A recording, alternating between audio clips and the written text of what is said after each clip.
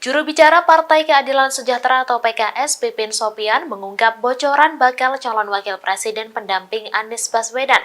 Disebutkan bahwa PKS menyodorkan nama Ahmad Heriawan atau Aher, Demokrat menyodorkan nama Agus Harimurti Yudhoyono atau AHY, dan Nasdem mengajukan nama Khofifah Indar Parawansa. Pipin mengatakan masih ada 2 nama lagi tersisa yang belum diketahui. Ia mengungkapkan bahwa sepertinya cukup sulit mencari di luar mitra koalisi jika yang bersangkutan tidak berkenan.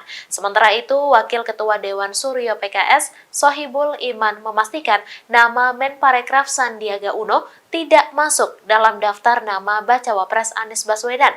Ia mengatakan cawapres pendamping Anies Baswedan telah mengerucut pada 3 nama. Nantinya ketiga nama itu bakal dipilih oleh Anies Baswedan.